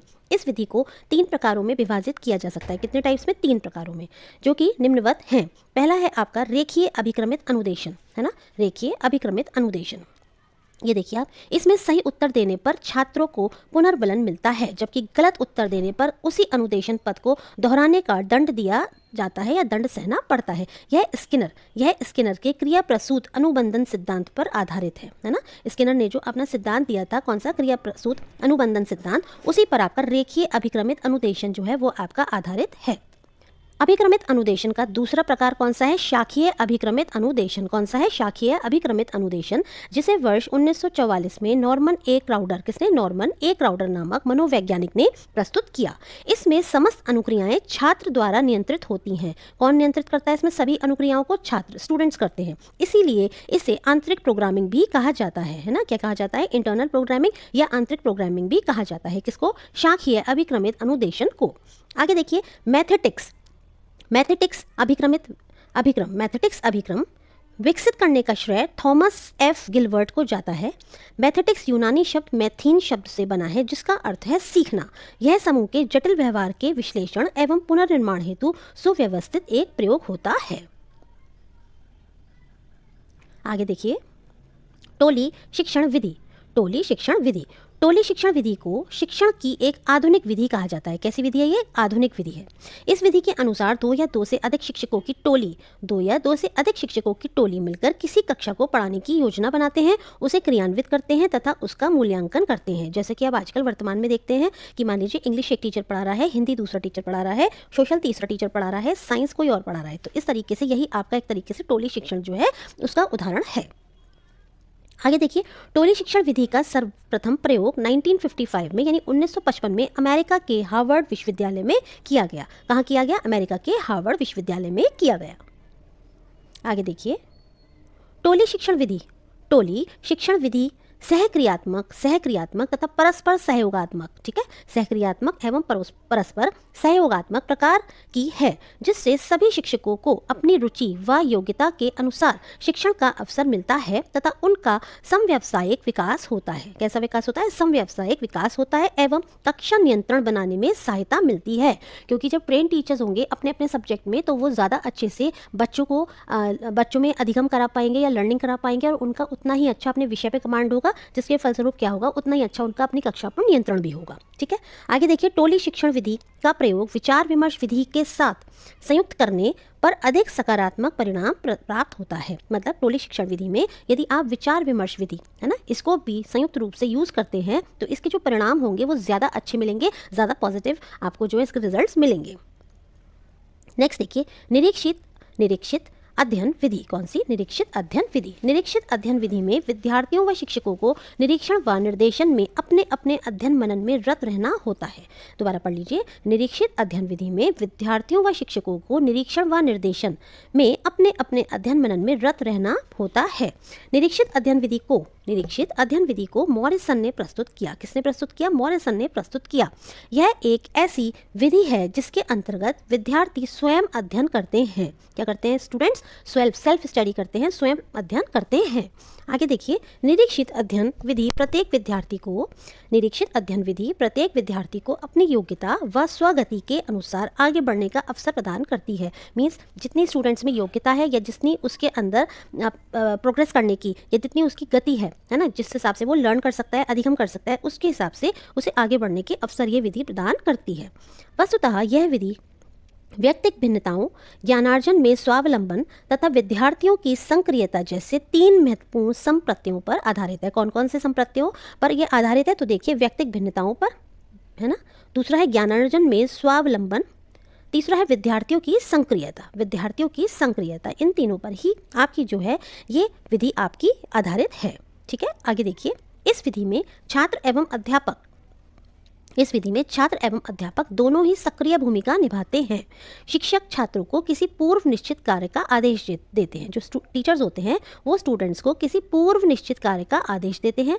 छात्र उन कार्यों में लग जाते हैं, फिर शिक्षक उनके कार्यों या क्रियाओं का निरीक्षण करता है। यह विधि शैक्षिक रूप से पिछड़े वर्ग के छात्रों के लिए काफ़ी उपयोगी सिद्ध हुई है। ये जो विधि है आपकी उन स्टूडेंट्स के लिए काफ़ी अच्छी सिद्ध हुई है जो कि आपके पिछड़े वर्ग से संबंधित हैं। पिछड़े वर्ग से यह मतलब ये है जो कि आपके पिछड़े हुए छात्र होते हैं, यानी थोड़े वीक स्टूडेंट्स होते हैं या वीकर स्टूडेंट्स होते हैं क्लास में, उनके पॉइंट ऑफ व्यू से कहा जा रहा है। नेक्स्ट देखिए, निरीक्षित अध्ययन प्रविधि के निम्नांकित रूप प्रचलित हैं। कौन कौन से रूप प्रचलित हैं इसमें? पहला है आपका सम्मेलन योजना। कौन सी? सम्मेलन योजना। इस योजना के अंतर्गत समय समय पर कुछ सम्मेलनों का आयोजन किया जाता है जिसमें छात्रों की विभिन्न कठिनाइयों पर विचार विमर्श किया जाता है और उनका निवारण किया जाता है। और देखिए, यह सम्मेलन कक्षा स्तर, विद्यालय स्तर, अंतर विद्यालय स्तर, नगर तथा जिला आदि स्तरों पर आवश्यकता के अनुसार आयोजित किया जाता है। कौन सा सम्मेलन? आपका ये देखिए था सम्मेलन योजना। इसमें फिर आपका है दूसरा विशिष्ट शिक्षक योजना। कौन सा? विशिष्ट शिक्षक योजना। इस योजना के अंतर्गत विशिष्ट प्रशिक्षित शिक्षक छात्रों को कठिनाइयों, भ्रांत धारणाओं, कमियों या त्रुटियों आदि को दूर करने का प्रयास करते हैं। ठीक है, इसमें जो टीचर्स होते हैं वो क्या करते हैं, वो स्टूडेंट्स की जो भी प्रॉब्लम्स हैं, जो भी उनको कहना चाहिए भ्रांतियां हैं या जो भी कमियां हैं या जो भी उनमें एरर्स हैं या उनके वर्क में जो भी एरर्स हैं उनको ये दूर करने का प्रयास करते हैं। किसमें? विशिष्ट शिक्षक योजना में। आगे देखिए, विभाजित कालांश योजना। इस योजना में एक ही कालांश मतलब एक ही पीरियड में, जैसे आप देखते हैं ना स्कूल में क्लासेस लगती हैं तो पीरियड्स होते हैं, पीरियड 1 2 3 4 इस तरह से। तो देखिए, एक ही कालांश में दो शिक्षक बालकों के कार्यों का निरीक्षण कर उनकी कठिनाइयों का निदान एवं निवारण करते हैं। किसमें? विभाजित कालांश योजना में। अब देखिए, द्विकालांश योजना। ये क्या है? द्विकालांश, द्वि मतलब दो। देखिए, इस योजना के अंतर्गत एक ही विषय के अध्ययन के लिए 2 कालांश रखे जाते हैं। प्रथम कालांश में छात्रों को निश्चित विषय के बारे में बताया जाता है। पहले पीरियड में क्या होगा कि क्लास जो स्टूडेंट्स हैं उनको निश्चित विषय के बारे में बताया जाता है, फिर उसके अध्ययन करने के आदेश दिए जाते हैं, फिर उसको पढ़ने के उनको आदेश दिए जाते हैं। और दूसरे कालांश में शिक्षक अध्ययन करते हुए छात्रों की क्रियाओं का निरीक्षण करके कठिनाइयों के निदान के आधार पर निवारण तक पहुंचकर अपनी महत्वपूर्ण भूमिका निभाते हैं। मतलब पहले में उनको एक विषय दिया जाएगा, वो उसको पढ़ेंगे, है ना, और दूसरे पीरियड में फिर क्या होगा, उसमें जो जो प्रॉब्लम्स आई हैं उसका जो है टीचर्स निवारण करेंगे और उनको जो है अधिगम का लक्ष्य प्राप्त कराएंगे। अगला देखिए, सामयिक योजना। कौन सी? सामयिक योजना। इस योजना के अंतर्गत छात्रों को कुछ निश्चित कार्य करने के लिए समय निश्चित किया जाता है ना, सामयिक नाम ही इसका ऐसा है, समय निश्चित किया जाता है और छात्र उस निश्चित समय तक वह कार्य करते हैं। पूर्व निश्चित समय के पश्चात शिक्षक छात्रों की प्रगति का निरीक्षण करते हैं और जितना उनको टाइम दिया गया था पूर्व निश्चित समय, जैसे मान लीजिए किसी एक्टिविटी के लिए उनको टाइम दिया गया था 40 मिनट्स, है ना, और उसको करने के बाद जो उन्होंने वर्क करा है उसकी जो प्रगति है उसका निरीक्षण कौन करेंगे? टीचर्स करते हैं। इस प्रकार से आवश्यकता अनुसार साप्ताहिक, पाक्षिक या मासिक निरीक्षण एवं निर्देशन का कार्य चलता रहता है। जैसे आप देखते हैं आजकल टेस्ट वगैरह होते हैं, आपके एग्जाम्स होते हैं, तो उसमें भी क्या होता है, मान लीजिए वीकली टेस्ट लिए जा रहे हैं, ये 15 डेज में एक बार कोई टेस्ट लिया जा रहा है या मासिक लिया जा रहा है ना, तो इस तरह से उसमें क्या चलता है, निरीक्षण एवं निर्देशन का कार्य चलता है। जिसमें सामयिक योजना के अंतर्गत, और इसमें क्या होता है, समय निश्चित किया जाता है, उसी के अनुसार स्टूडेंट्स उसमें वर्क करते हैं और फिर क्या होता है, उसके आधार पर ही टीचर्स जो हैं उनका इवैल्यूएशन करते हैं, या कहना चाहिए इवैल्यूएशन क्या, निरीक्षण करते हैं कि वो किस तरीके से कर रहे हैं। नेक्स्ट देखिएगा, परीक्षा की दृष्टि से महत्वपूर्ण फैक्ट्स। अब देखिए इसमें कौन कौन से हैं, क्या कह रहे हैं ये। सबसे पहला है आपका शैक्षिक विकास में मूल्यांकन का अर्थ क्या है, तो ये है ज्ञान क्षमता का मूल्यांकन करना। शैक्षिक विकास में मूल्यांकन का अर्थ है ज्ञान क्षमता का मूल्यांकन करना, कि आपने कितना ज्ञान जो है, आपने कितनी आप में क्षमता है कि आपने उस ज्ञान को हासिल कर लिया है, तो उसका ही मूल्यांकन करना है ना, ये आपका शैक्षिक विज्ञान में मूल्यांकन का अर्थ है। नैदानिक मूल्यांकन से सुनिश्चित होता है, कौन से? नैदानिक मूल्यांकन से, यानी कि आपका जो ये क्लिनिकल जो आपका इवैल्यूएशन है उससे क्या सुनिश्चित होता है, अनुदेशन के दौरान अधिगम में विद्यमान समस्याओं के कारणों और उनके समाधान करना, है ना, ये आपका क्या है, क्लिनिकल इवैल्यूएशन से रिलेटेड है। आगे देखिए, ज्ञान संबंधी योग्यता का उच्चतम स्तर कौन सा है? ज्ञान संबंधी योग्यता का उच्चतम स्तर कौन सा है? मूल्यांकन करना। मतलब जब आप ज्ञान हासिल कर लेते हैं तो आपका जो उच्चतम स्तर है वो कौन सा होता है, कि आप खुद मूल्यांकन कर पा रहे हैं कि कौन सी चीज़ या कौन सी बात सही है या कौन सा गलत है, आप मतलब सही गलत का भेद कर पा रहे हैं, तो ये आपका उच्चतम स्तर है मूल्यांकन करना। देखिए, संज्ञानात्मक संप्राप्ति का न्यूनतम स्तर कौन सा है? किसका? संज्ञानात्मक संप्राप्ति का जो आपका न्यूनतम स्तर है यानी लोअर लेवल कौन सा है? तो ये है आपका ज्ञान। अगला देखिए, मूल्यांकन योजना के अवयव कौन कौन से हैं? मूल्यांकन योजना के जो अवयव हैं या तत्व हैं वो आपके हैं उद्देश्य, संसाधन एवं विश्लेषण। स्थितिक पत्रक है। स्थितिक पत्रक क्या है? मुद्दों पर बल देना एवं स्थिति का चित्रण करना। मुद्दों पर बल देना एवं स्थिति का चित्रण करना। संज्ञानात्मक क्षेत्र का सही क्रम है क्या? ज्ञान, उसके बाद फिर क्या? अवबोध, फिर आपका अनुप्रयोग, फिर विश्लेषण, संश्लेषण और लास्ट में देखिए हाईएस्ट लेवल इज मूल्यांकन। लोअर लेवल कौन सा है? ज्ञान, और हाईएस्ट है आपका मूल्यांकन। ये आपका बहुत इंपॉर्टेंट है, ये आपको ऐसे की ऐसे पता होना चाहिए। ज्ञान, अवबोध, अनुप्रयोग, विश्लेषण, संश्लेषण एवं मूल्यांकन। ठीक है, इसमें ऐसे भी पूछ सकते हैं कि इनको अरेंज करिए एग्जाम में, है ना, लोअर से हायर की तरफ, या ये पूछ सकते हैं कि ज्ञान के बाद नेक्स्ट कौन सा आता है या मूल्यांकन से पहला कौन सा आता है। तो आप इसको देख लीजिएगा, ये आपका काफ़ी इंपॉर्टेंट है। आगे देखिएगा, जीन पियाजे ने विकास का संज्ञानात्मक सिद्धांत दिया। जीन पियाजे ने विकास का संज्ञानात्मक सिद्धांत दिया। कौन सा? मौलिक अनुसंधान का। मौलिक अनुसंधान का विकास का संज्ञानात्मक सिद्धांत दिया। आगे देखिए, अभी हम आगे मूल्यांकन के बारे में भी सब पढ़ेंगे। ये देखिए स्टार्ट ही हो गया मूल्यांकन। चलिए इसे हम देखते हैं। मूल्यांकन, मूल्यांकन देखिए आप समझते होंगे मूल्यांकन का मतलब क्या है? प्रयत्नों की सफलता, प्रयत्नों की सफलता, असफलता या आंशिक सफलता तथा इसका जिस प्रकार पता लगाया जाता है उसी का नाम मूल्यांकन है। शिक्षण में पूर्व निर्धारित उद्देश्यों के लिए, शिक्षण में पूर्व निर्धारित उद्देश्यों के लिए किए गए प्रयत्नों की सार्थकता का पता लगाना ही शिक्षण का मूल्यांकन है। मतलब जितने भी प्रयत्न किए हैं आपने अधिगम के लिए, वो आपके कितने सार्थक हुए हैं, आप उनमें सफल हुए हैं, असफल हुए हैं या आंशिक आपने सफलता प्राप्त की है, तो वही आपका क्या है? शिक्षण का मूल्यांकन है। अब देखिए, मूल्यांकन को प्रभावित करने वाले कौन कौन से कारक होते हैं? मूल्यांकन के साधन, उपकरण एवं तकनीक। पहले हैं आपके मूल्यांकन के साधन कौन कौन से हैं, मतलब कौन कौन से आप उपकरणों का या तकनीक का उसमें इस्तेमाल कर रहे हैं। दूसरा है आपका शिक्षक का शारीरिक एवं मानसिक स्वास्थ्य। शिक्षक का शारीरिक एवं मानसिक स्वास्थ्य। शिक्षक का अनुभव, शिक्षक का विषय वस्तु से संबंधित तथ्यात्मक तथा विश्लेषणात्मक ज्ञान। विद्यार्थियों का शैक्षिक स्तर, योग्यता तथा क्षमता। विद्यालय तथा शैक्षिक परिस्थितियाँ। विद्यालय प्रशासन का शिक्षक के प्रति दृष्टिकोण। शिक्षक की सहायता सामग्री का उपलब्ध होना। विद्यालय प्रशासन का मूल्यांकन के प्रति सहयोगात्मक दृष्टिकोण। शिक्षक तथा छात्र का आपसी संबंध। तो देखिए, ये आपको इसी तरह से इसमें से 4 दे सकते हैं कोई से भी पॉइंट्स, और पूछ सकते हैं कि इनमें से कौन कौन से मूल्यांकन को प्रभावित करने वाले कारक हैं या नहीं है, है ना। तो आपको पता होना चाहिए, ये सब एक बार रीडिंग कर लीजिए। ठीक है, नेक्स्ट देखिए, अब हम देखते हैं शिक्षण को प्रभावित करने वाले कारक, यानी शिक्षण को कौन कौन से ऐसे कारक हैं जो कि प्रभावित करते हैं। तो देखिए, अधिकतम अधिगम की प्राप्ति हेतु शिक्षण को प्रभावी बनाना आवश्यक हो जाता है। यदि हमें मैक्सिमम लर्निंग या अधिकतम अधिगम कराना है तो इसके लिए हमें जो टीचिंग है उसको प्रभावी बनाना बहुत ज़्यादा आवश्यक हो जाता है। शिक्षण को प्रभावी बनाने के लिए, शिक्षण को प्रभावी या इफेक्टिव बनाने के लिए कुछ कारकों का अनुपालन आवश्यक है। ये कौन कौन से कारक हैं? तो देखिए, शिक्षण को प्रभावित करने वाले कारक, पहला है आपका मनोवैज्ञानिक कारक, दूसरा है व्यक्तिगत कारक और तीसरा है आपका बौद्धिक कारक। तो आइए इनके बारे में थोड़ा सा पढ़ लेते हैं। मनोवैज्ञानिक कारक, शिक्षण गतिविधि को सर्वाधिक प्रभावित करने वाले कारकों में मनोवैज्ञानिक कारकों का प्रमुख योगदान है। कुछ प्रमुख मनोवैज्ञानिक कारक इस प्रकार हैं: मनोभाव, योग्यता, अभिरुचि, प्रवृत्ति, अनैच्छिक व्यवहार तथा मनोग्रंथि। ठीक है, शिक्षण गतिविधि को सबसे ज़्यादा जो प्रभावित करने वाले कारक हैं वो कौन कौन से हैं? मनोभाव, योग्यता, अभिरुचि, प्रवृत्ति, अनैच्छिक व्यवहार, मनोग्रंथि आदि। देखिए, ऑब्वियस सी बात है कि सीखने वाले को और सिखाने वाले को, यदि दोनों की जो स्थिति है, अगर वो सीखने की और सिखाने की है तभी इफेक्टिव लर्निंग होगी।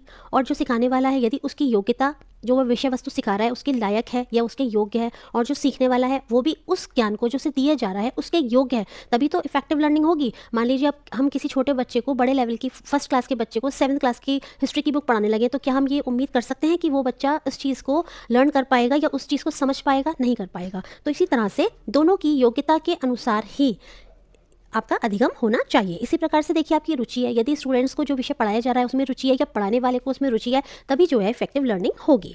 आगे देखिए, व्यक्तिगत कारक, व्यक्तिगत कारक क्या है? व्यक्तिगत कारकों के कारण भी शिक्षक कार्य काफ़ी प्रभावित होता है, जैसे पारिवारिक परिस्थितियां और विद्यालयी परिस्थितियां। पारिवारिक परिस्थिति में माता पिता के साथ संबंध, घर की आर्थिक स्थिति, पति पत्नी संबंध आते हैं। ऑब्वियस सी बात है, जो टीचर टीचिंग कर रहा है तो उसका जो अपना व्यक्तिगत, उसका अगर वो अपनी फैमिली की तरफ से परेशान है या विद्यालय की तरफ से कुछ उसमें इश्यूज़ चल रहे हैं या किसी भी तरीके से उसकी फैमिली रिलेटेड कुछ मैटर है, कुछ इशू है, तो इससे भी क्या होगा, जो लर्निंग होगी वो इफेक्टिव नहीं हो पाएगी, क्योंकि जो सिखाने वाला व्यक्ति है, जो टीचर है, वो अच्छे तरीके से इफेक्टिव वे में जो है अपना जो भी मटेरियल है वो बच्चों को नहीं दे पाएगा और अच्छे तरीके से नहीं उनको समझा सिखा पाएगा। ठीक है, आगे देखिएगा। विद्यालय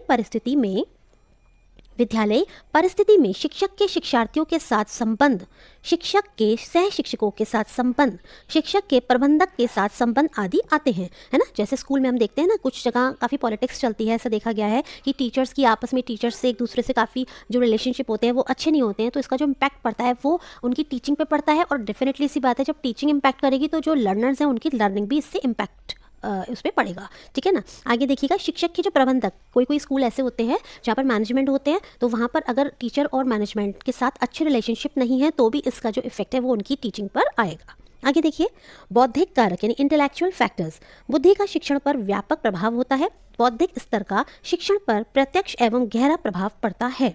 बौद्धिक दृष्टि से प्रखर शिक्षक का शिक्षण अधिक प्रभावी होता है।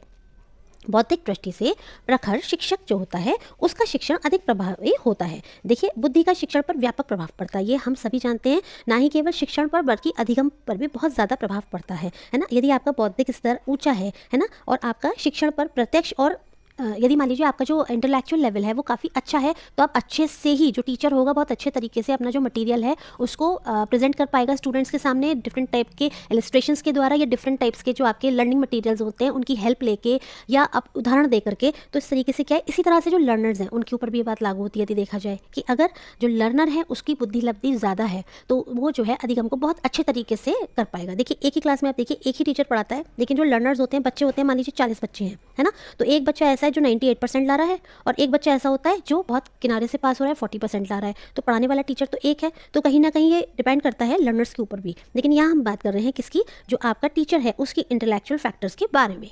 नेक्स्ट देखिएगा, प्रभावी शिक्षण हेतु उपयोगी तथ्य। प्रभावी शिक्षण हेतु उपयोगी तथ्य कौन कौन से हैं? अध्यापक इस प्रकार की परिस्थितियां प्रदान कर सकता है जो छात्र के चिंतन और व्यवहार में प्रवाह, लचीलापन, मौलिकता और खोजबीन की प्रवृत्ति को प्रोत्साहित कर सके। नीचे दिए गए कुछ आवश्यक परिस्थितियां हैं जो छात्र की सृजनशीलता यानी क्रिएटिविटी को संबल दे सकती हैं, यानी जो स्टूडेंट्स में क्रिएटिविटी होती है उसको इंक्रीज कर सकती हैं। जैसे ऐसे अपसारी मुक्तोत्तर प्रश्न पूछे जाएं जिनका लक्ष्य विकल्पात्मक उत्तरों और नवीनता पर हो, ना कि सही या गलत उत्तर पर, है ना। तो देखिए, ऐसे अपसारी मुक्त प्रश्नोत्तर पूछे जाएं बच्चों से जिनमें सिर्फ ये ना पूछना हो कि ये ट्रू है या ये फॉल्स है, बल्कि ऐसे हों जिनमें क्या हो कि विकल्पात्मक उत्तरों और नवीनता पर वो बेस्ड हो। आगे देखिएगा, अत्यधिक अनुशासन, पाठ्य पुस्तकों पर भरोसा, रटने पर दबाव अथवा गलत उत्तर देने पर छात्रों की आलोचना करने से उनकी जो क्रिएटिव पावर होती है उसका क्या होता है, उसका ह्रास होता है, यानी कि वो जो है कम हो जाती है। वो धीरे धीरे जो है उसमें आ जाते हैं, कहना चाहिए एक तरह से कि आप बच्चों की आलोचना कर रहे हैं बार बार, या उनको बहुत ज़्यादा स्ट्रिक्ट अनुशासन में या डिसिप्लिन में रख रहे हैं, है ना, या बहुत ज़्यादा रटने पर ही आप जोर दिए जा रहे हैं, उनको सही से समझा नहीं रहे हैं। या अगर मान लीजिए कभी किसी छात्र ने गलत उत्तर दे दिया तो हम उसका क्लास में मजाक बनाने लग जाते हैं, है ना। टीचर्स ही कभी कभी ऐसा कर देते हैं अनायासी, तो वो सब गलत है। उससे क्या होता है, बहुत नेगेटिव इंपैक्ट पड़ता है स्टूडेंट्स की मनोदशा पर भी और उनकी क्रिएटिविटी पर भी।